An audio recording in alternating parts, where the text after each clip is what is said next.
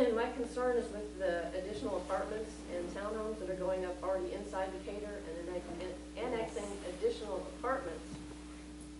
I know that you guys have certain numbers that you are anticipating, but what I'm concerned about is there are families in the rest of DeKalb County and City of Atlanta who are desperate and will do anything to get their child into the high school.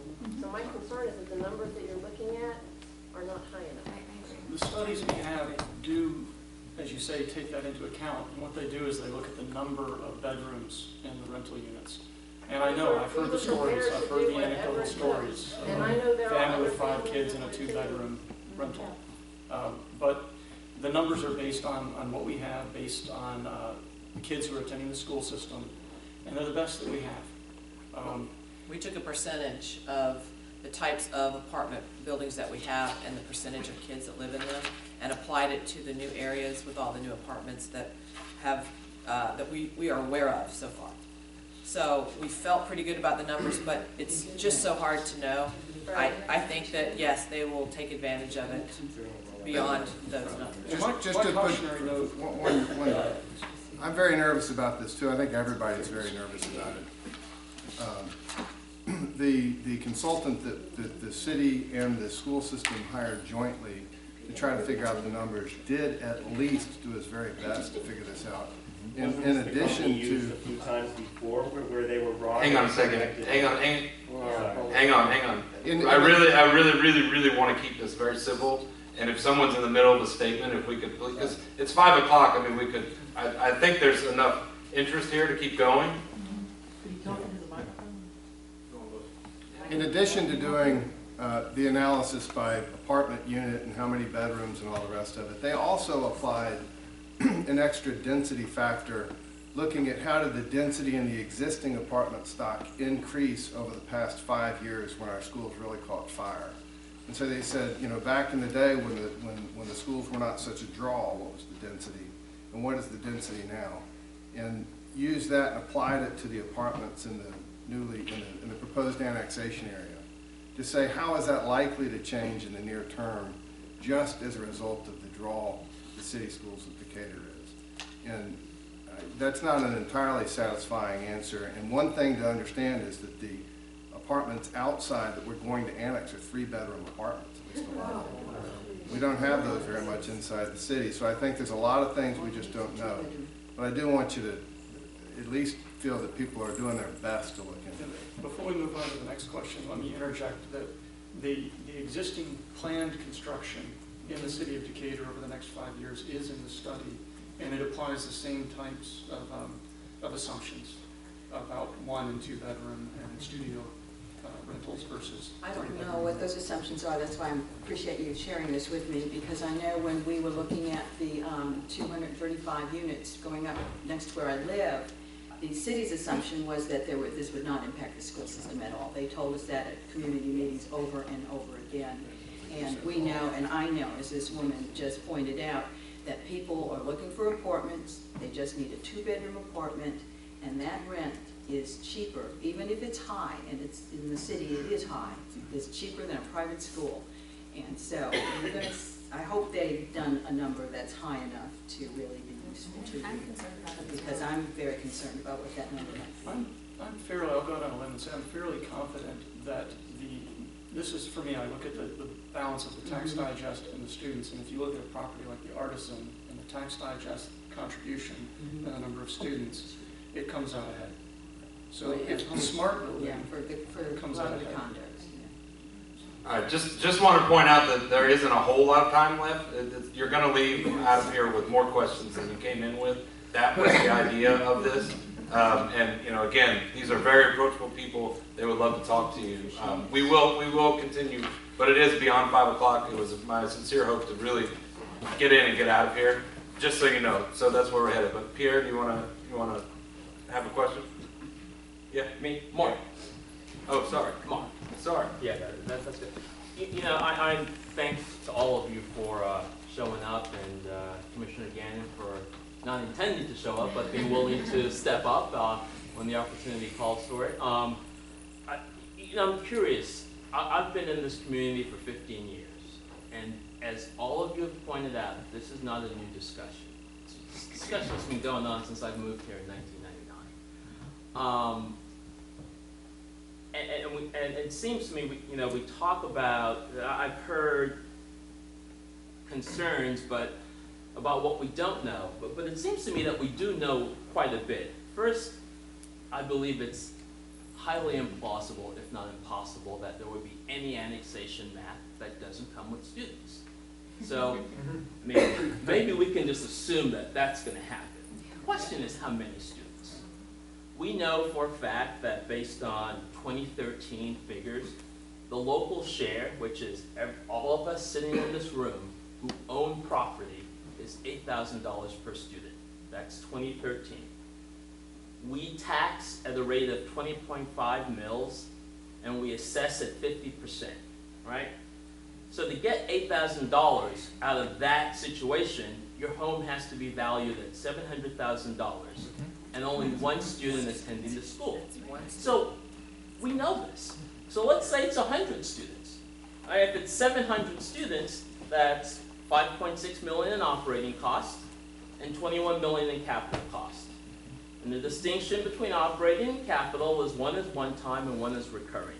So this question is, assume that there are going to be kids, no matter which map you choose, and iterate at levels of 100 and say, how are we going to come up with 5.6 million year in and year out, separate and apart from the capital cost? It seems to me that there's a lot more that's known here, especially since this question has been studied since I moved in September of 1999, around the corner. So I guess I'm struggling with the view that it's premature and we don't know what's going to happen. Well, that may be true, but we know what it's going to cost us. That much we do know. We also know that it's costing us that much now. Right.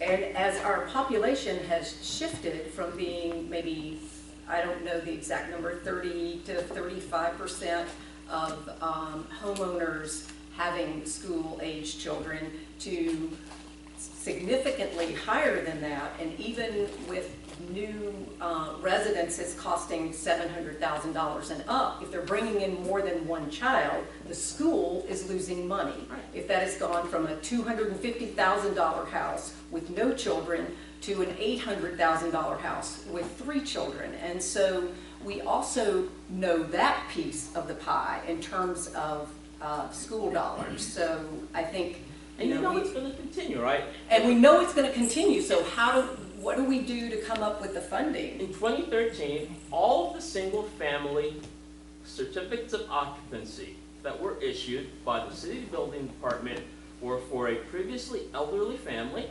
That home was bought, torn down, built up, and in every case, a family with children moved in. And this comes from the...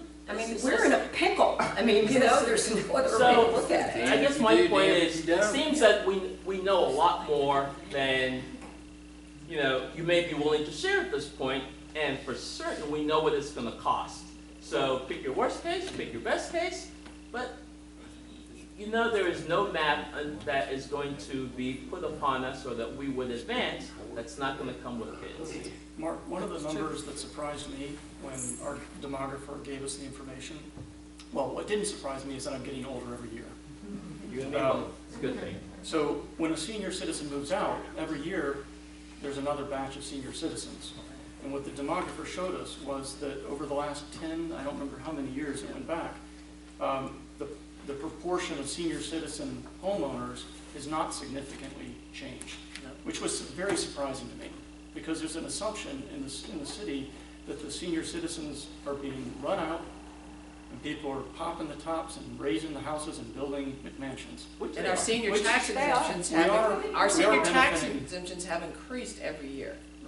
In terms of our budget, we're giving more senior tax exemptions because more and more people are claiming them.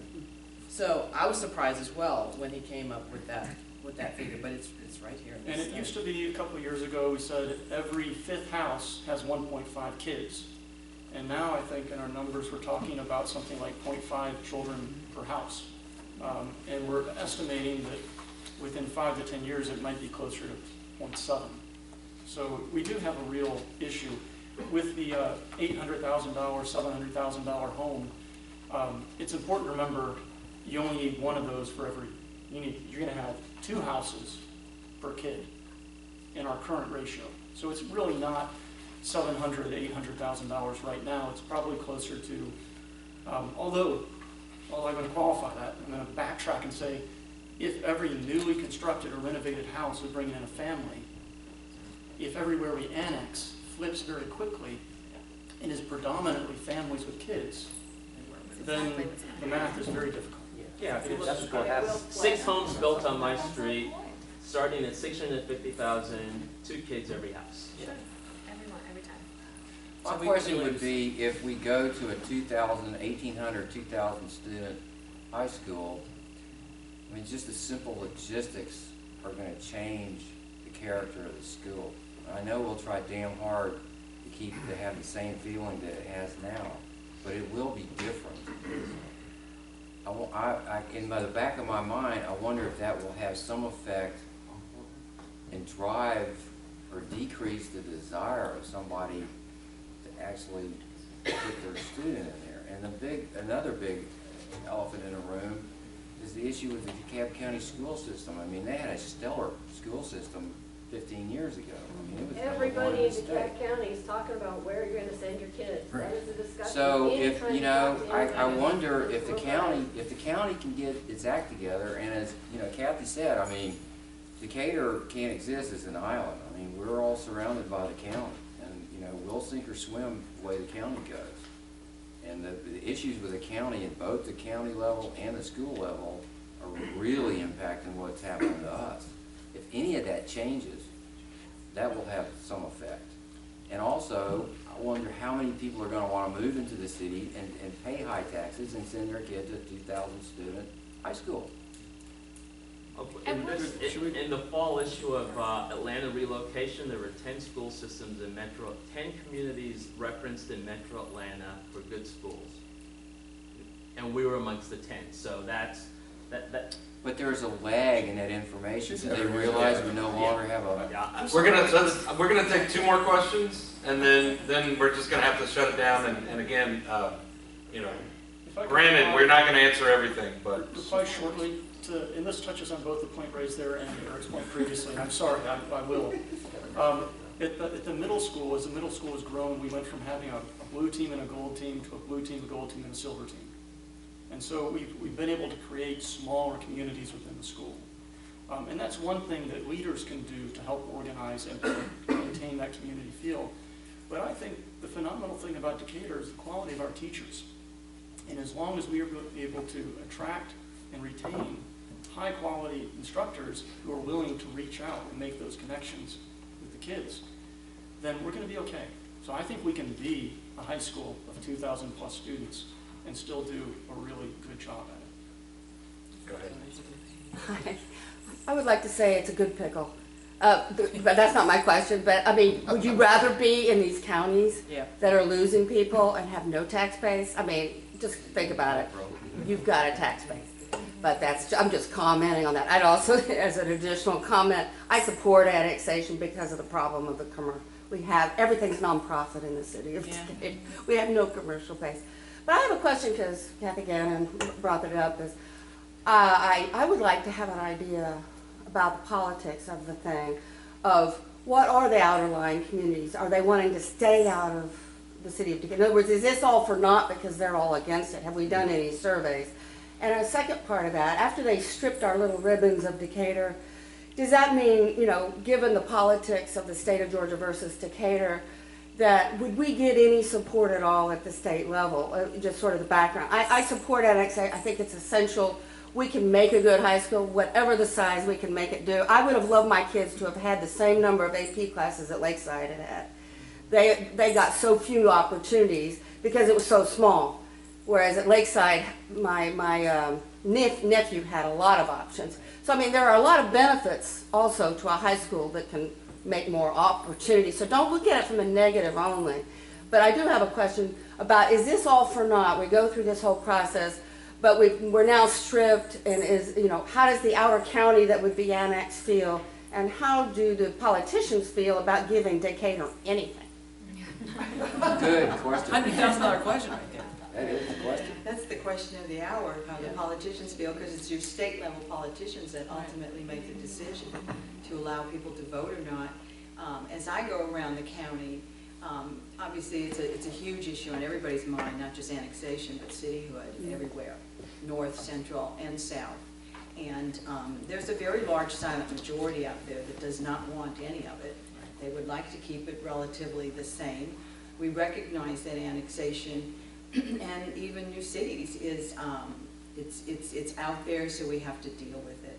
My own personal recommendation is for the state to leave us alone, put the city governments and the school systems together in some kind of a receivership situation where we work together and we develop the boundaries that work for everybody.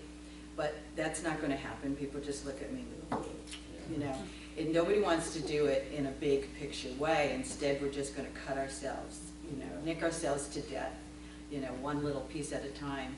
Because all these new cities now, looking at new feasibility studies, they need more commercial, which is why you have to deal with the annexation issue right now.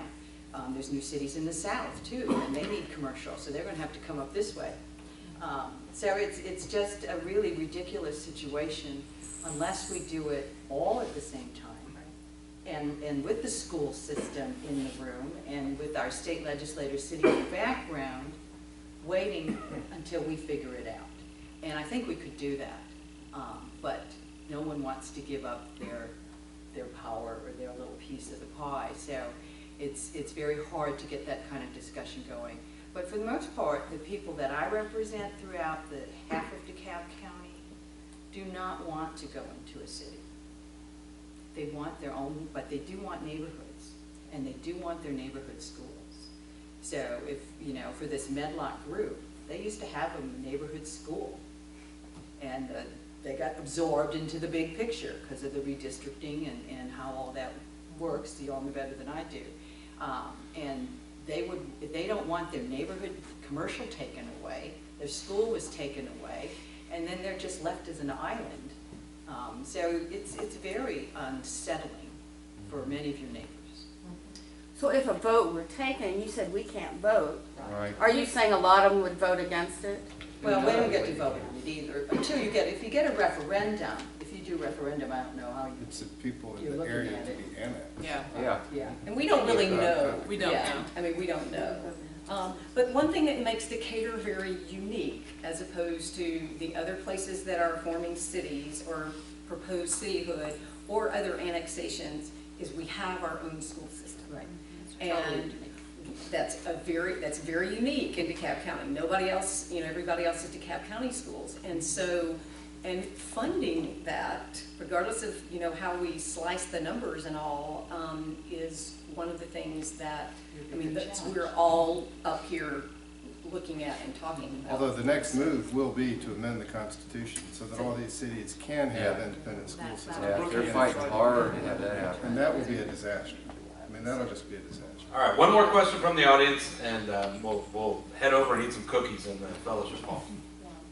I just want to say I appreciate all the time and the thought and energy that all of you all have put into this issue over the years.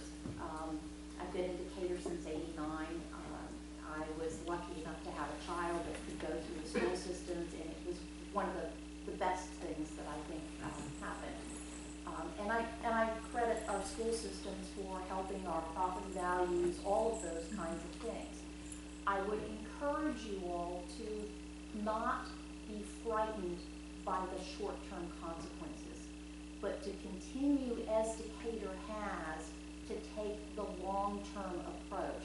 What I've heard you say is we can't support the growth we know we're going to have within the system, within our schools, as it is. We've got a funding issue. And we've got to annex. And that's probably going to mean we're going to end up taking more than just the plum commercial that would help fund our things. It's probably a reality.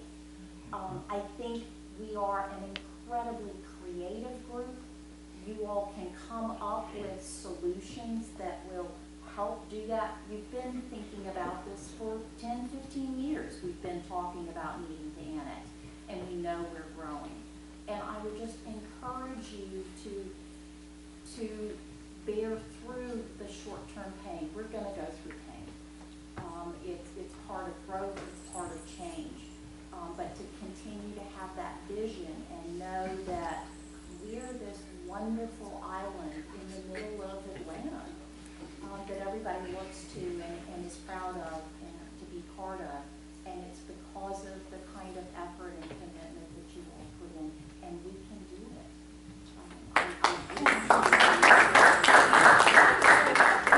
A 1-minute nugget just in response to that. Sure. I agree with you. I think from where I'm sitting, the main concern is I'm hearing on the one hand from the Board of Education statistics, dollar amounts, very specific information. It makes sense. It seems thoughtful. I get it. What I'm hearing from the City Commission is when Peggy Mayer stood up at the November 12th meeting and she was asked about specific information. What's it going to cost? What are we going to have to do? How much money will we gain? We don't have that information yet. It seems really kind of all casual, what I'm hearing from this city. It's too early to think about. We don't need to worry about that. It's premature. That is scaring me half to death. Because it is, if it has been talked about for 15 years, why doesn't anybody know anything? Why are we not talking about specifics? Why are, like, I don't get that. And I think that's why we're all kind of like, oh my goodness, don't do this. No, no, no, it's scary because it just seems so vague coming from the city. And so what are we supposed to do with that? You know, if you tell us, oh, it's too premature to talk about a school location. Well, no, not to us, because our kids are going to be standing outside Decatur High going, we can't go in there because it's full. You know what I mean? So we need to get a sense from the city that you guys have a plan. This is going to be okay, you know, so that we can support you and say, you know, you're right, we're behind you, we can do this, and we're going to come out good on this. But with this total lack of information and just the sense of like, no worries, we'll figure it out. I don't think that's working for a lot of the public right now, to have it just be like, just go with it. Well, let me say this. If I gave the impression that it's like, oh, don't sweat the small stuff because we're going to make it work, that's totally not my intention, because these are all difficult questions. They're all going to have to be answered, and we're going to all have to try and do a really good job and hopefully come out with some really stellar answers that are going to make it all work. I'm just saying right now is not the time. 2, Peggy Maris is one hell of a city manager, and she takes this sort of stuff very personal, and she wants to run a stellar city department. And you know, the lady's mother passed away, and she's had a lot of issues talking about coming that. That meeting was before her mother passed away. We've had the numbers before. When we looked at annexation 2 years ago, we had all the numbers. That died trying to take it to the elected officials because no one in the DeKalb County delegation had any interest in even supporting the bill or picking the bill up and running with it. So it died a quick death. But we had the numbers then of what it would cost to annex the components that we were looking at back then. So we've had the numbers in the past, but the numbers change as the conditions change. So now we've got a new set of numbers coming out that, you know, should be out here tomorrow or this week. I mean, there is a commitment to have that information available because I believe the school board is looking. We're supposed to vote on Tuesday. And Right. we do know that, you know, the proposed annexation areas represent, I think, about 81% commercial and 19% that have homestead exemptions, single-family homestead exemptions.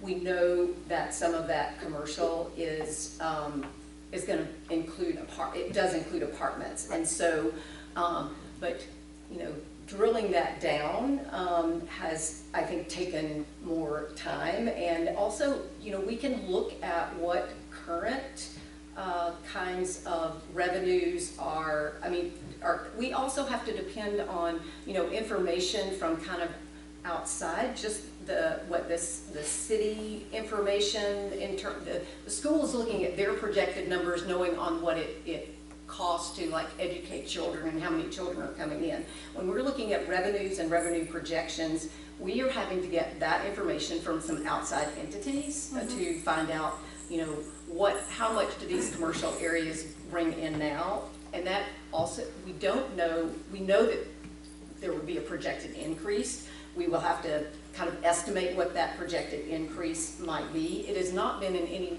way the city's intention to not share information, and part of what we're doing is we also know that we're the ones that are going to have to take this forward to get it going in the state legislature. So we know we have to have concrete data to say, you know, here's where we are right now, here's what we think we need, and this is why we want to have this referendum. Here's what our schools need and what those projected increases are. And we had those numbers in 2012, but population has changed, revenues have changed, and the city manager, you know, it was not because nobody's been working on that information, and it is not because we haven't been, you know, looking for more specific information, but, you know, we're looking at the cost to supply services, and we'll have that. Every department head has been getting that information to the city manager, and it is not in any way that certainly I think, or any of the rest of the commission has been just sort of flippant about, don't worry about it, we can take care of it, because that is not the way the city has ever planned or intends to move forward with any sort of recommendation for an annexation referendum. But you're right, we don't have some of the very specific numbers for cost of delivery of services. Would y'all be willing to, I know Avondale is delaying their vote until January, since we don't have these numbers yet, and we only get a day to digest them before we're supposed to make a decision. I'm curious, because I probably will need more time, and I would like to hear input from the community before a decision, before we wage our decision. The citizens need a combined plan. Right. We can't look at two plans. We need you both to have one plan. That's the only way we can look at it as citizens. Understand the overall impact. I mean, part of the city plan does me no good by itself. No good. Well, and one It has thing, to be together. You two together meet and have a committee and come up with one plan we can all look at together. and when you guys put these numbers together, I know apartments are considered commercial, but go ahead and call them residential when you give us the numbers, because in my head, apartments are residential. So I don't want to know what the balance is if you're lumping apartments into commercial. That does me no good. I need for them to be categorized as residential, at least for the purposes of the school board making a decision. All right, so I would like to publicly say, Kathy, thank you so much, and I apologize for not, publicly apologizing for not having you here to begin with, and thank you for inserting yourself, because you deserve that spot at the table, and we appreciate you being there. And thank you to Jeff and Deanne for organizing.